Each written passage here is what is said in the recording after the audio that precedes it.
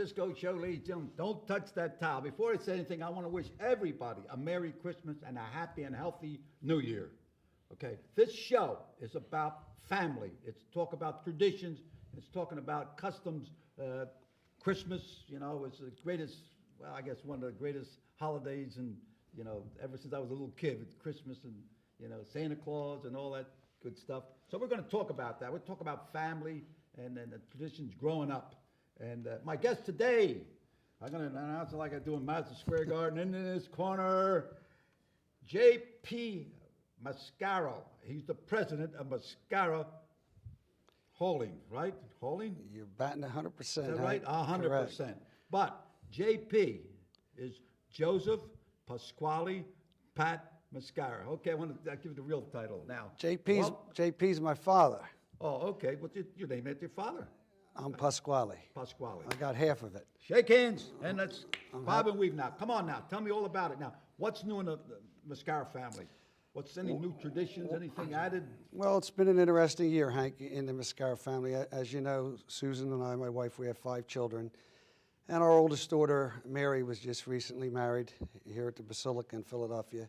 Oh, yeah. On November 14th. And I guess maybe 3-4 weeks prior to that, my other daughter, Lindsay, was engaged. So I had her on our show here. Yes. She's your public relation, right? Yeah, she's the director of education and public right, relations yes. for the company. So it's We talk about respect. respect, the Right. core ingredient of anything good. Respect. She's great. She's a good girl. So, okay, now, that's a new addition. So how about who did she marry? Anybody I know, or I'm an ex-boxer. Right? Yeah, well, we didn't do that good, but we did pretty good. My daughter married a professional baseball player. He was a first-round draft pick in 1999, made the All-Stars his rookie year in 2003, and he's played in the big leagues for the last 9 years. Good. But more importantly, he's an outstanding young man and raised by a good family. Well, that's what we want. The only downside, he wasn't Italian, but well, that's all right. That's all right. Well, I was born in Ireland, Coney Island, but I'm still my Irish friends. But all right, now tell me now. You just took a trip to Italy, okay? And yes. Tell me about that. Well, the end of September, I flew to Rome with a boyhood friend of mine, Franny Santillo, who was never in Italy and actually still had relatives there. So we flew to Rome, and I did something different. Typically when I go to Italy, I get a driver, which makes it a lot easier. But, oh, yeah. But this time I was over there, beep, beep, that's where they drive over there, bobbing and weaving through traffic. Well, that's definitely a life event, driving in Italy. I don't recommend it, but I did it. I rented a Fiat and ended up driving 17 hours throughout Italy. And primarily what we did is we went to my father's hometown, my mother's hometown, and my friend's mom and pop's hometown. And it was an unbelievable trip. So you said you told me you were going to bring some cheese back. You were going to stop and get some cheese in different towns. Well, what happened to that cheese? Well, I didn't bring the cheese back, Hank, but I ate all the cheese while I was there. It was an opportunity for me to eat the things that my wife doesn't let me eat. All right. Now, you brought some photos about in Yes. Italy. You want to just hold them up here and let me know something about it? Well, this first one is I'll hold it like this. Right. That's the town of Soristretta, which is in the province of Catanzaro in the region of Calabria, which is southern Italy. And that town there is my father's town. It sits about 1,000 meters above sea level, which is about 3,000 feet. And if you look to your left, you'll be able to see from... That's your father's house, where you were born. Yes, and from that town, if you look to your left, you'll see the Ionian Sea, and if you look to your right, you'll see the Tyrrhenian Sea. And unfortunately, if you look straight ahead, you'll see where you're from, Sicily. Sicily, oh yeah, well, that's my Gombari. Hey, Gombari, okay. We're throwing a little Italian in there, We'll get back to it. How about this? What is this? This is De Cecco, which is a long-standing pasta manufacturer in Italy. I believe in the late 1897 or 1887. That's is situated near the region of Abruzzi. Oh. And it's really interesting because the factory sits at the bottom of the mountain because the pasta operation is so heavily contingent upon water. And there's just pools of water that come off of the mountain. This here is This is a shot looking from my mother's town, which is Mont Sant'Angelo, which is the mountain of the angels. And How close is that to Rome? Like people? well, it's about 4 or 5 hours by car. You're going directly across east and you're dropping down a little. It's near the province, I believe, of Puglia, and that's the Gulf of Manfredonia. And the interesting thing about On the Adriatic side. the Adriatic, and then as you go south, it becomes the Ionian Sea. And the interesting thing about this particular town is this is where the sanctuary of St. Michael the Archangel is situated. He is said to have appeared. St. Michael. Yes, he That's appeared. the one in case you get an accident. Yeah, he's one of the boss of bosses. You Right. know all about it. Right. He supposedly appeared there in the 4th century on 2 or 3 occasions, and they got a beautiful grotto within the caves there. It's really interesting. This here is if you Got go. the other part of this. Yes, if you go into the piazzas of the towns in Italy, and the piazza is the square, typically you'll see a tribute to all the fallen heroes of the particular wars. This Soldiers. yes, Sailors, Marines, whatever. yes, this was in my father's town in Sarastretta, and I took a picture of it because I noticed there were 3 Mascaros that were Okay, on your that. family. Yes, and. That gave their life for the Yeah, army. I can't go anywhere without noticing the trash cans. Oh, the trash. You know, Mascaro, the holy.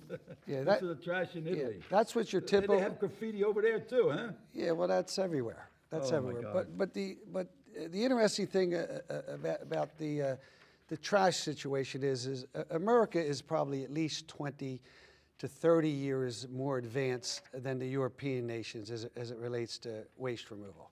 So that's pretty intriguing. This is just a picture of a statue of Padre Pio. As you know, he was from Pietrelcina in Italy. This was a statue that was placed there before he was canonized and became a saint. And I inquired with some local people, and they said that he did a lot of work in the region, including Did he this spend particular. time in the United States? I think he did. And in Yeah. fact, I believe. The Holy Savior has. Well, I believe the miracle that was used by John Paul II to grant him sainthood, I think, was the curing of a child right in here in Norristown's Our hearing. area. Right. Yeah, I right, believe so. Right, that's right. Yeah, they have to have so many miracles before they Yeah. become a saint. And this is. I don't know how many miracles I got. About 15 lined up. I don't know. I'm standing in line. I don't know if I'm going to get a saint. Well, I hear you used to drop your left, so it's a miracle you're still here. But this is a typical delicatessen. I was asking you if the word was salumeria. I know the butcher shop is macelleria. I'm not exactly sure. We had this looks like Plymouth Produce when we had all the fruit and Dominic making spaghetti and ravioli here in the studio. Right. This is your specialty here, them dried peppers. cheese? Yeah, the dried peppers. What is it? Dried peppers. Yeah, they're hot. They're good for you. They're good for you. You better drink a lot of bread. You know, if you eat hot pepper and your mouth starts burning, don't drink water. It makes it hotter. Right. You drink bread or eat bread. Right. And that slows Right. it down a little bit. Right. Just a little tip for the holidays. This is, in all the little towns, typically the cemetery, I think they call it the cimitero, they sit on top of the hill. And It's a cemetery. yes, and there's not a lot of Mascaros here in America, but when you go to this town of Sarastretta, Mascaro is a prevalent name. And interesting enough, the first 2 vaults, when you go into cemetery, these large granite vaults were Mascaro. And what else was somewhat intriguing to me is the mayor of the town today, his name is Renato Mascaro. Oh, yeah? Yeah, he was not there today I was there. I tried In to other see him. words, if you're getting parking tickets over there, he'll take care of it. Well, I don't know about that, Hank, you know. Well, I tell, Can you do that in America? I'm the ambassador in our town, so I tell them if you're getting parking tickets, mention my name, pay the fine. Okay. I mean, there's nothing Well, to it. that Now, makes what's- sense. This is This was a name, which is my name, Pasquale Mascaro, and that was above a door of one of the homes in the little town. Okay. Yeah, I didn't go. Okay. I didn't go in. I didn't feel comfortable All going right. in. Now, your trip. Now, how about your father was born where? Both my father and mother were born in this country. Both my father and mother had siblings born in Italy. Yeah. And what part of Norristown? Your father. Well, my brought up? grandpop was on Chain Street, Chain Street, 700 Norristown. block of Chain Right. Street. Right. Homegrown, right? For And your sure. mom? Well, my mom actually, her family ended up in Ambler. An Ambler. Yeah. Okay. Hambler, it's a great town, I'll tell you. I was over there the other day, and A real, restaurants and, true places, revitalization there, no doubt. Now, how do you compare a family life in Italy and America? How do you Well, compare it? What's the story? What's well, a little different? to me, America is faster paced, and America is more materialistic. In this country, I believe people are constantly On the move. Charging after things. Right. In Italy, the Everything's slowed down. the people seem to have a real understanding of life. Over there, my impression of Italy is it's family, Good family it's ties. it's friends, Friends. and it's about almost on a daily basis a good feast of good food. Manja. Manja, Eat, and eat. bevo, Right, and plenty to drink. And it's most definitely a slower lifestyle. I was really intrigued. I was in hillside towns on Fridays where they set up in the piazza, in the square, with the food vendors for people to get their food. In Italy, there's not a lot of big supermercatos, they call them, which would be equivalent to our supermarkets. Yeah. They might be regional, 30 miles in every direction. Yeah. But in every town, there's a little market, Yeah. and then the vendors come in. Yeah. And it was really, People grow in the farm and they bring the food. not only do that, but I saw crates of live chickens Oh, yeah. trucked in. Crates People of, bring them in. people buy the chickens live, and you walk through the town. As you know, the big meal in Italy is probably 2 o'clock in the afternoon. Yeah. And they take a siesta. But don't they? Some of the stores close down like noontime and open up at the Well, afternoon. they close at least for 2 hours in the afternoon. So they can manja, I guess, right? Well, they eat and they sleep, and then they go back to work. And Well, that's good. That ain't bad, you know. We ought to do. Maybe we ought to do that over here. Slow things down. Well, Everybody's on the move. well, I can tell you, when I was in the cemetery, most of the people were living into their 90s. Now, your office is located up in Lower Providence, right? Correct. What's the name? Black Rock Road? Audubon Road. What is it? Audubon. Audubon. Okay. Audubon. Audubon. Okay. Right. Now, I was in your office or your building. Right. And you have on the ceiling. Tell me what that's all about. A painting Well, like it with the seven. Well, six- in our vestibule, we have an inlaid ceiling. It's probably 25 by 50 or 60 inlaid in the ceiling. And what we had done there is we had a mural painted depicting all the symbolisms of the two families that make up the foundation of Mascaro. Obviously, my father was the Mascaro. Right. My mother was Angelillis or Angelilli. That was her maiden name. Yes, both Angelilla. Angelilli or Angelillis, depending How on. many of them around? No, I never heard that no. name. But both obviously, from Italy. Yeah. And what we did is we did a lot of research, and we found out what particular characteristics were innate to each of those two towns. And we had that studied and researched, and we engaged a high caliber artist to depict it through paintings on the ceiling, and it came out terrific. Really You did. know, that is, I was there, it's beautiful. You have to look, they have it in Rome, what do they call it, the seven chapels? Or Sistine Chapel. Yeah, right, Yeah. right. You ever been to the Sistine Chapel? Yes, oh my God, it's beautiful. There's you know, nothing and second that's to the it. closest thing to it. I mean, if you don't have to go to Italy, come over there and see Mascaro's. I mean, if somebody wants to come up and see it, just make a phone call or something, and maybe They just come through the door. come through the door. Tell and, them they know ring Hank the Cisco. bell. Tell them they know Hank Cisco. Yeah, just tell them you know me, and you'll go around the back. No, but it's really something to see. Yes, it is. I think, now, when your mother was alive, what are traditions? What are some of the traditions, that Well, you were my- brought up? I mean, I know. Well, my mother passed away, I guess it was 6 years ago, and a year doesn't go by, especially during this time of the year, Yeah, where you the reflect and you think about the traditions that were really, a cornerstone of your existence. For instance, on Christmas Eve, as many Italian families, I'm sure it was not novel to just our family. My mother had the bacala. Well, what do know. you have? The 7 fishes or so? I think we had about 5 of them. We had the bacala, we had the schmelz, we had calamari, Right. we had the big shrimp. She would make The oil with the Well, that would be the olio aglio, the Right. garlic and oil with the And the little white canned fish, and the what they call- alici, and with, alici, yeah. and with the alici, Yeah. you know, she'd have the beetsies, you know, the baked flour that you'd have to set there for a long time. My mother was a real traditionalist. My mother canned 300-400 jars of sauce, Yeah. gravy every year. She dilled the tomatoes. She did peaches. She did pears. You know, I had the you know. Lasorda brothers here, Eddie and Harry, and they were talking when they were growing up, and Tommy, they had a little farm. They had a little Right. farm. They used to Right. grow everything. I think the little farm they had over in Yeah. Bridgeport. Yep. Now, and they would, you know, grow it and cook it Yeah. and Yeah, eat yeah. it, you know. Yeah, yeah. Now, how about you now with the Well, as I busy think- as you are, how many trucks you got in your company? We have about 400. 400 trucks. Yeah, That's 750 hauling, people. okay? Right. And you got plants where all We have over? about 18 divisions 8 through the divisions? Mid-Atlantic. Like your New Yeah. Jersey. We're in Pennsylvania, New Jersey, New York, Ohio, West Virginia, a little bit in Virginia. So here you are. You have a little garden. I Tell have- me about your garden. Well, my wife and I, we own a What's your wife's name? Susan Lee. Ah, right. She's right, the big yeah. boss. Yeah, I had her when she made collections for the poor. There you go. Yeah.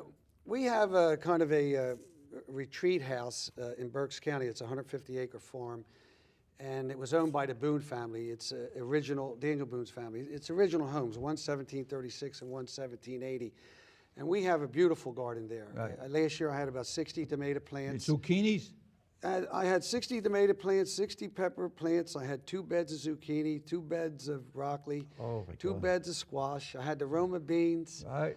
I had the works. You know what's good? The eggplant, good, but zucchinis, you get it? Flour it, right? Breadcrumb, Yeah. egg, right? Yeah. And fry it. Oh, Yeah. I good. grow it and I eat it. Real Hank. I good. don't You know, prepare it. when you eat something, you go like this.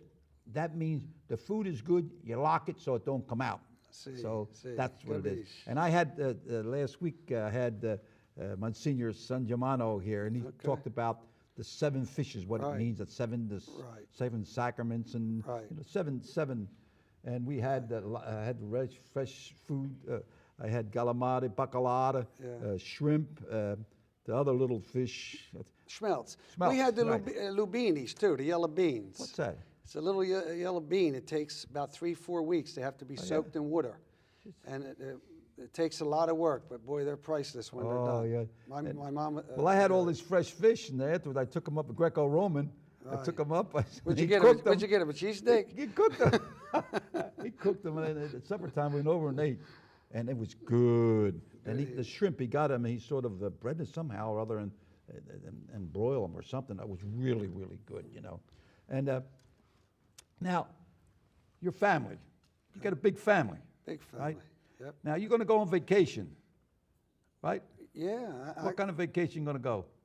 Well, actually, we're leaving Sunday morning at 4 o'clock. We're going on a boat somewhere to the Caribbean. I'm not sure exactly where. They just tell me The where whole to be. family? All my children, my wife, my in-laws. Yeah, there's 15 You of take us. your in-laws with you, Yeah, right? yeah. Okay. Yeah, yeah. And that's your total of what, about 15 or Well, so? there's 15 of us. Yeah. 15. Yeah, an immediate. And family. you're going to have Christmas at a. We're going to have Christmas in a foreign land. Are you going to have any traditional bacalhau or anything? You No, I call don't- them up ahead of time. Yeah. If it's an island, they should. Yeah, I They don't think they're survive going with to have. fish. I don't think they're going to have it, Hank. Well, I make a phone call, say get them Well, calamari we'll ready. see, you can make the phone call. I can't. All right. Well, tell me,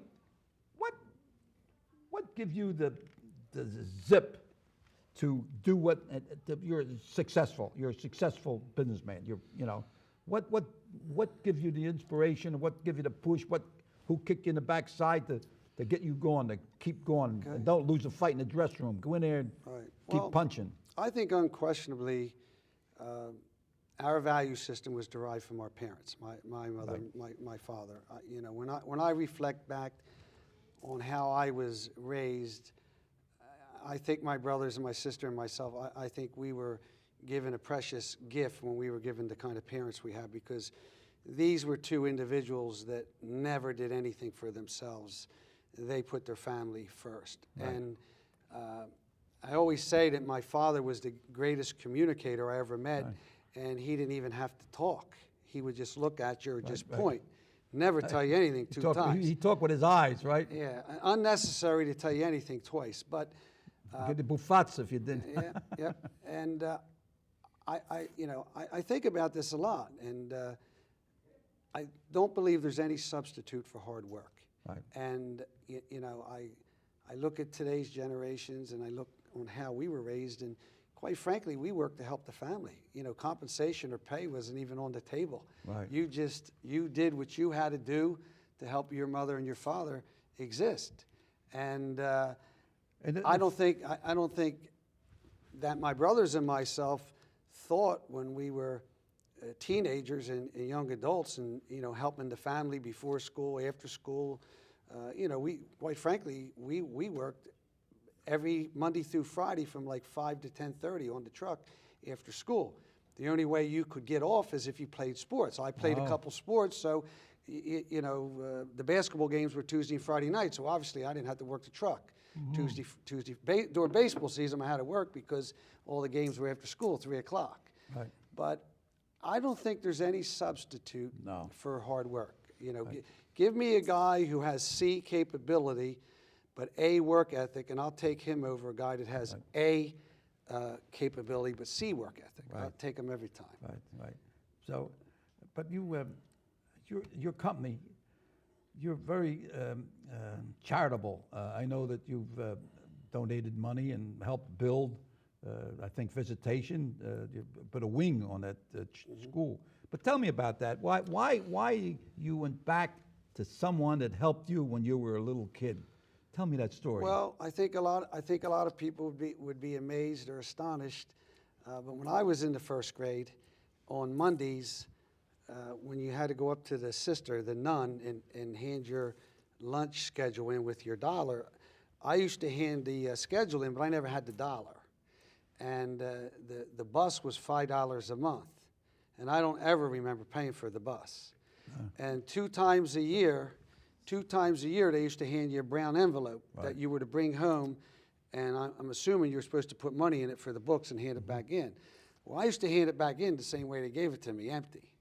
And the irony of it is that never did I feel 1 ounce less than the other kids. And I give that credit to the nuns and the priests who were administering and managing the school. So kept you going.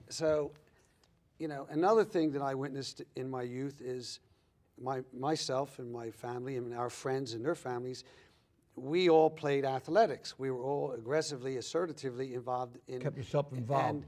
And we had the best equipment and everything. But that money for that equipment was not coming from our homes. So somebody was obviously providing it. So, it's really very simple. God has been really good to us. And I think it's our obligation If I'm not mistaken, you gave $1 million, right? $1 million for that to build that wing. That's a lot. There's not too many people around. Well, we don't like that. to advertise that because we don't like. You're a guy that you give and forget, and people are not going to forget you, for what you do for the community. I know you set up a football field, and I guess I would say. Can I call you a millionaire? I don't know what you can call me. Huh? Can I do that? You have to ask my wife. I'm going to say I had a millionaire because you take all the equipment. You have how many trucks? Big. 400. How many? 400. 400. Trucks. All right. Yeah. And you got different plants all over. Right. So. Big deal. You're Hank, a millionaire here. Okay. And you're very charitable to schools and your daughter, she has this here, they get into the schools about respect and all. And that little program, how much did that cost you? We spent about $250,000 a year on that program. On that program? Yeah, we saw 50,000 kids last year in person in the schools. Right. And I know personally that you, on Christmas time, you give, gifts to for the poor, different people, and you're very selective on, make sure that money's not wasted or going to the wrong hands. And that's what's very important. I'm glad I'm one of your contact guys. You call me, Hank, anybody needs help, and we help. So, but we don't make a big thing out of it. If they would list everything what good you do, you'd have to, there'd be a whole full page. And so you're not that what? Do good and forget, do bad and regret. And so tell me now, Christmas is coming. We're closing up. The half hour is over. Give me a word of wisdom for young people today. We're here at Norristown High School. How did you make it? You started with nothing, right? I would tell anyone that there's no substitute for hard work, and be grateful for anything you have, and try to be optimistic, and good family ties. Think of the good things that you have, and don't waste a lot of your energy on things that you don't have or think you should have. Because if you have a good mind, a strong body, and you have family and friendship, you are a millionaire. Right. So I would suggest everybody in this room is a millionaire, because they all have, I'm sure, to a certain extent, good family and good friends. Good family. So surround yourself with good people. And we're reading in the headlines about family coming apart. I don't want to mention their names, but I feel sad for that near the holidays where people have to break up. Children are going to be affected. So all I can say is do good. And ladies and gentlemen, it's been a pleasure, and thank you for allowing us to come into your home. And I appreciate, Pat, come over here. It took me a couple of years to get you here. And while we were here, we had a fire drill. We had to go out. So I want to appreciate, I really appreciate Norristown High School and the teachers. This is one of the last shows for the season. Be back next year. But I want to thank you. And I always like to close it with God bless each and every one of you. And happy Merry Christmas. Thank you. Grazie. And now we have a little bit of toast. We say, alla salute, right? That means to your health, right? And then we